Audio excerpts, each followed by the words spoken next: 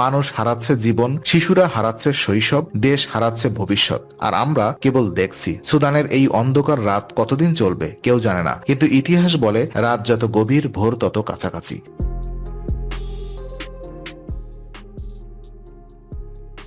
ভাবুন, সূর্য অস্ত যায়নি এখনো। আফ্রিকার হৃদয়ে দাঁড়িয়ে আছে এক প্রাচীন সভ্যতা, সুদান। কিন্তু আজ যেখানে সূর্য নয়, রক্তের আগুন জ্বলছে। শিশুর কান্না সেখানে গান নয়, মায়ের আর্তনাদ সেখানে সকালের আজান নয়। আল ফাসির যে শহরের মাটিতে ইতিহাস ছিল, আজ সেখানে জমে কাদার মতো পুরু হয়েছে। রাস্তার ধারে মানুষ পড়ে আছে, কেউ আহত, কেউ মৃত্যু, কেউ নিখোঁজ। ধোঁয়া উঠছে, ট্যাঙ্কের শব্দ, বিস্ফোরণ, যেন মৃত্যু নিজেই শহরে ভাড়া নিয়ে বসেছে। এটা কোনো সিনেমা নয়, এটা বাস্তবতার নির্মম কাহিনী। একসাথে ক্ষমতার সিংহাসনে বসেছিল তারা, আজ একে অপরে গ্রাস করছে জানোয়ারের মতো। একজন general Abdul Fattah al Burhan সুদানের প্রথাগত সেনাবাহিনীর মুখ, সমৃদ্ধ সামরিক ইতিহাস, ঐতিহ্য, শৃঙ্খলার প্রতীক। অন্যজন মোহাম্মদ হামদাদ দাগালো, হেমেতি নামে পরিচিত। একসময় প্রান্তিক উপজাতি নেতা, আজ বিলিয়ন ডলারের সোনার সাম্রাজ্যের মালিক। তারা হাত মিলিয়েছে, সামরিক অভ্যুত্থান করেছিল, ক্ষমতা দখল করেছিল। কিন্তু ক্ষমতার মধু একসাথে বিষ হয়। মিত্র থেকে শত্রু, বন্ধুত্বের সৌধ থেকে যুদ্ধের আগুন। আজকের সুদান সেই বিশ্বাসঘাতকতার ফল।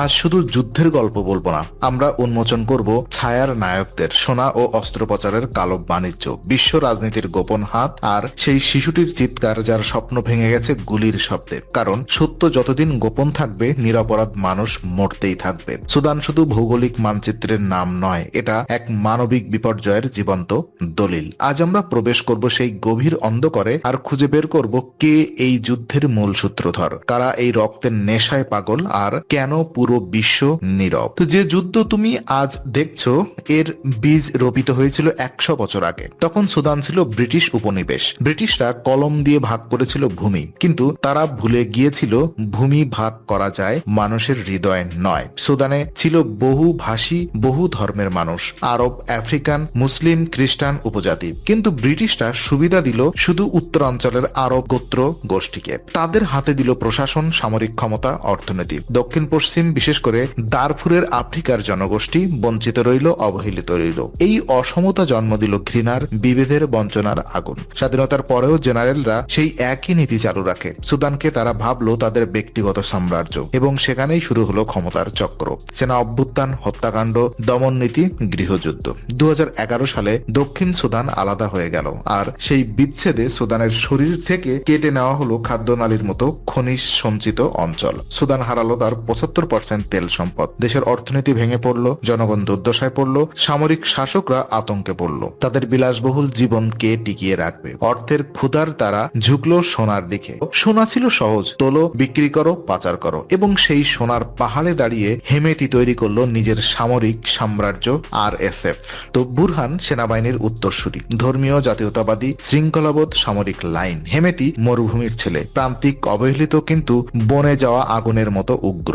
সোনার খনি দখল, পাচার, কালো ব্যবসা, সব মিলিয়ে তিনি গড়লেন নিজের সাম্রাজ্য। দুজনেই দেশের নায়ক সেজে ক্ষমতা দখল করেছিল, কিন্তু মনের গভীরে লুকিয়েছিল এক পাষণ্ড প্রতিদ্বন্দ্বিতা। বুরহান চেয়েছিল সেনাবাহিনীর একচ্ছত্র মালিকানা, হেমেতি চেয়েছিল নিজের বাহিনীকে পূর্ণ সামরিক স্বীকৃতি আর সেনাবাহিনীর সমান ক্ষমতা। কিন্তু যেদিন RSF শক্তিশালী হলো, সেদিন সুদানের ভাগ্য লেখা হলো বিপর্যয়। খার্তুম, দারফুর, আল ফাসির ধ্বংসস্তূপে পরিণত হলো একের পর এক শহর।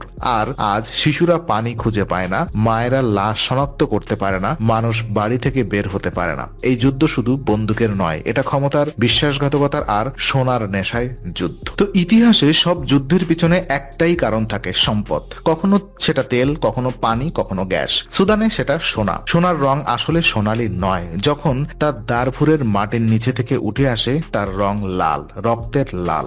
আজ সুদান শুধু যুদ্ধক্ষেত্র নয়, এটা এক বিশাল গোল্ড ওয়ার ইকোনমি, যেখানে বন্দুক, মিলিশিয়া আর আন্তর্জাতিক কূটনীতি সবই নিয়ন্ত্রিত সোনা দিয়ে। তো হেমেতি বুঝেছিল এক সত্য, দেশ নিয়ন্ত্রণ করতে হলে ট্যাঙ্ক দরকার না, দরকার টাকা, আর সে টাকা সোনায় আছে। দারফুরের জেবেল আমির এই অঞ্চলের সোনা শুধু সুদানের নয়, এটা মধ্যপ্রাচ্য, আফ্রিকা ও ইউরোপের সেরা। হেমেতি তার গোত্রশক্তি ব্যবহার করে দখল করল খনি। প্রতিটি টন সোনার হিসাব সে করত গুলি দিয়ে, নয় কাগজে। মানুষকে জোর করে খনিতে নামানো হলো, মৃত্যুকে বাধ্যতামূলক শ্রমে পাঠানো হলো। যে মারা গেল সে আবার ফিরল না, আর যে বেঁচে গেল সে গিল্ড, ক্ষুধা আর নির্যাতন নিয়ে বেঁচে উঠল। তো এই সোনা কোথায় যায়? কাগজের নাম নেই, ব্যাংকে হিসাব নেই, সরাসরি বিমান, সিক্রেট রুট, মরুভূমির করিডোর সব মিলিয়ে চলে যায় বাইরে। কোথায়? দুবাইয়ের সোনার মার্কেট, লিবিয়ার মরুভূমির রুট, চাঁদ ও সেন্ট্রাল আফ্রিকার জঙ্গলপথ, আর শেষমেশ ধনী আরব রাষ্ট্রের ব্যাংক ভল্টে। সেখান থেকে ফিরে আসে অস্ত্র, ড্রোন, রকেট, গাড়ি, অর্থ। এই চক্র বন্ধ না হলে সুদানে শান্তি আসবে না, কারণ গোল্ড ওয়ার মেশিন এখনো চালু হয়েছে। এটা আর ব্যক্তিগত লড়াই নয়, এটা বৈশ্বিক ব্যবসা। তো একটা প্রশ্ন ওঠে, কেন পৃথিবী চুপ? কেন কেউ সুদানকে বাঁচাতে চায় না? উত্তর খুবই সহজ, কারণ এই যুদ্ধ কেবল সুদানের নয়, এটা একটা আন্তর্জাতিক প্রক্সি ও গোপন আর্থিক যুদ্ধ। তারা প্রকাশ্যে বলে আমরা শান্তি চাই, কিন্তু আন্ডারগ্রাউন্ডে তারা পাঠাচ্ছে সোনা বাণিজ্যের অনুমতি, অস্ত্র, ড্রোন, স্যাটেলাইট ট্র্যাকিং ডিভাইস, মিলিশিয়াদের জন্য সামরিক উপকরণ। কার জন্য? আরএসএফ, হেমেতি বাহিনীর জন্য। কারণ হেমেতি নিশ্চিত করে গোল্ড ফ্লো বন্ধ না হয়। দুবাইয়ের বাজারে প্রতিদিন যেসব সোনার বার ঝলমল করে তার মধ্যে অনেকটাই আসে সুদানের রক্ত মাখা মাটি থেকে। তো মিশর বোঝে সুদান ভেঙে গেলে নীল নদের পানির নিরাপত্তা থাকবে না, রেড সি অঞ্চলের স্থিতিশীলতা ভেঙে পড়বে এবং ইথিওপিয়া মিশরের কৌশলগত প্রতিদ্বন্দ্বী লাভবান হবে। তাই তারা সেনাবাহিনীকে বাঁচাতে চায়। কিন্তু মিশর নিজেও গোল্ড ট্রানজিট রুট, তারাও লাভ পাচ্ছে যুদ্ধ থেকে। যুদ্ধ মানে ব্যবসা, শান্তি মানে চুক্তির শেষ। তো দুই আরব জায়ান্ট দুই বিপরীত পক্ষকে সমর্থন করছে। একটি দেশ ভেঙে পড়ছে, মানুষ মরছে, আর তারা সোনার হিসাব করছে। এটা শুধু রাজনীতি নয়, এটা মানবতার সবচেয়ে বড় অপমান। এখন চলুন আমরা শহরের ভেতরে ঢুকি, যেখানে কোনো ক্যামেরা না যায়, যেখানে সত্য নিঃশব্দে মরছে। খাদ্য নেই, পানি নেই, ওষুধ নেই, বিদ্যুৎ নেই, ইন্টারনেট নেই। মানুষের গলা শুকিয়ে যাচ্ছে, ভেতর থেকে পুড়ে যাচ্ছে। ডাক্তারের হাতে যন্ত্র নেই, তারা হাতের আঙুল দিয়ে বুলেট বের করছে শিশুদের শরীর থেকে। মা তার শিশুকে জড়িয়ে ধরে মরেছে কারণ তার শরীরের কাছে খাবার ছিল না, গরম ছিল না, নিরাপত্তা ছিল না। দারফুরে আজও গণধর্ষণ ঘটে, মহিলাদের কণ্ঠস্বর চাপা পড়ে যায় মরুভূমির ধুলায়। কেউ শোনে না, কেউ দেখে না। শিশুরা বলে আমরা মরতে চাই না, এটা মানবতার সবচেয়ে লজ্জা। জাতিসংঘ বলে এটি বিশ্বের সবচেয়ে বড় মানবিক সংকট, যেখানে কোটি মানুষ ক্ষুধা, মৃত্যু আর সহিংসতার শিকার। কিন্তু তারপরও পৃথিবী নীরব, কারণ এখানে নেই তেল, কারণ এখানে নেই ইউক্রেন বা গাজার মতো মিডিয়া আলো। শুধু আছে আফ্রিকান মানুষ যাদের চোখে আজও মূল্য কম। এই নীরবতাই সবচেয়ে বড় অপরাধ। তো একটা সময় মানুষ বিশ্বাস করত যদি কোনো দেশ ভেঙে পড়ে, যদি মানুষ মরতে থাকে, তাহলে জাতিসংঘ আসবে, তারা শান্তির পতাকা উড়িয়ে বলবে স্টপ। কিন্তু সুদানে জাতিসংঘ শুধু ঘোষণাই করেছে, কাগজে লেখা বিবৃতি, সোশ্যাল মিডিয়ায় পোস্ট, সভা, আলোচনা, মিটিং, এবং তারপর কিছুই না। এখানে কোনো ব্লু হেলমেট নেই, কোনো এয়ার করিডোর সাহায্য নেই, কোনো ফুড কনভয় নিরাপত্তা নেই। জাতিসংঘের ট্রাক দাঁড়িয়ে থাকে রাস্তার ধারে, মানুষের লাশ পড়ে সামনে, কারণ মিলিশিয়ার অনুমতি নেই। তো কারণ কি? প্রথমত, যুদ্ধ এলাকায় প্রবেশ মানে কূটনৈতিক ঝুঁকি, আর বিশ্ব মিডিয়াগুলো চায় না হেমেতি বা বুরহানের বিরুদ্ধে সরাসরি যাক। দ্বিতীয়ত, যতক্ষণ সোনা পাচার চলবে, যতক্ষণ অস্ত্র বিক্রি হবে, ততক্ষণ মানবিকতার কথা রাজনৈতিক অন্ধকারে চাপা থাকবে। তৃতীয়ত, মিডিয়া ন্যারেটিভ, মানুষের চোখের সামনে ইউক্রেন, গাজা, সিরিয়া, কিন্তু সুদান নেই ট্রেন্ড, নেই আন্তর্জাতিক প্রতিবাদ, নেই রাজনৈতিক লাভ। মানুষ যতক্ষণ না চিৎকার করবে, বিশ্ব ততক্ষণ অন্ধ থাকবে। এটাই সুদানের দুঃখ। এখানে জাতিসংঘ ব্যর্থ, বিশ্ব ব্যর্থ, মানব সভ্যতা ব্যর্থ।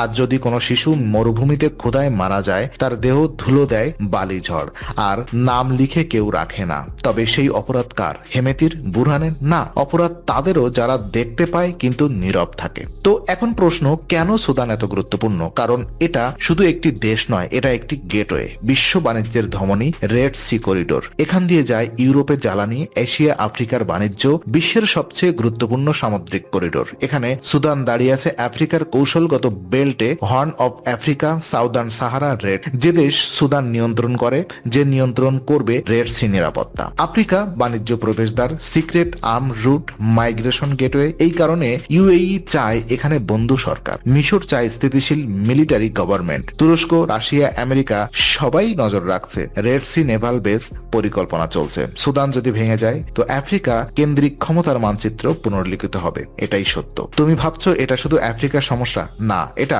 শিপিং নিরাপত্তার সমস্যা, সামুদ্রিক যুদ্ধনীতি সমস্যা, দখল ও রুট কন্ট্রোলের সমস্যা, মাইগ্রেশন ও মানব পাচারের করিডোর। এখানে সুদান হলো প্রথম ডোমিনো। একবার পড়লে ইথিওপিয়া, ইরিত্রিয়া, চাঁদ, লিবিয়া, সোমালিয়া সবাই কাঁপবে। পৃথিবী আগের মতো থাকবে না।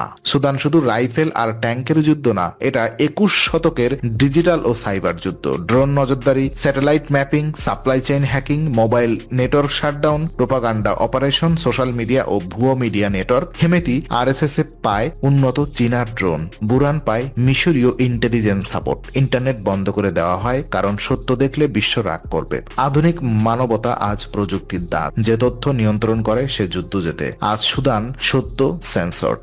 মানুষ এখানে মরছে শুধু বুলেট নয়, ইনফরমেশন ব্ল্যাকআউটে। এটা শুধু অস্ত্রের যুদ্ধ না, এটা তথ্য বনাম অন্ধকারের যুদ্ধ, যেখানে ড্রোন আকাশে দেখে, মানুষ মাটিতে মরছে আর সরকার দেখছে কিন্তু বলছে আমরা তদন্ত করছি। তো শেষ প্রশ্ন, গণমাধ্যম কি মানুষের জন্য নাকি ক্ষমতার জন্য? তো আজ আমরা সুদানের গল্প দেখলাম, একটা দেশের নয়, লাখো মানুষের বেঁচে থাকার লড়াই। একদিন যে ভূমি ছিল সংস্কৃতি, নদী, সঙ্গীত আর স্বপ্নের দেশ, আজ সেখান ধ্বংস, ক্ষুধা, গুলি, শব্দ আর কান্না। প্রশ্ন শুধু যুদ্ধের নয়, প্রশ্ন মানবতার ভবিষ্যৎ। কারণ যখন বিশ্ব নীরব থাকে তখনই অন্যায় সবচেয়ে জোরে চিৎকার করে। কে ভুল কে সঠিক ইতিহাস বিচার করবে, কিন্তু এই মুহূর্তে একটা কথা সবচেয়ে জরুরি, মানুষ হারাচ্ছে জীবন, শিশুরা হারাচ্ছে শৈশব, দেশ হারাচ্ছে ভবিষ্যৎ, আর আমরা কেবল দেখছি। সুদানের এই অন্ধকার রাত কতদিন চলবে কেউ জানে না, কিন্তু ইতিহাস বলে রাত যত গভীর ভোর তত কাছাকাছি। প্রার্থনা শুধু একটাই, একদিন যেন এই গুলির শব্দ বদলে যায়, শিশুদের হাসিতে ভয়ের রাত বদলে যায় আশার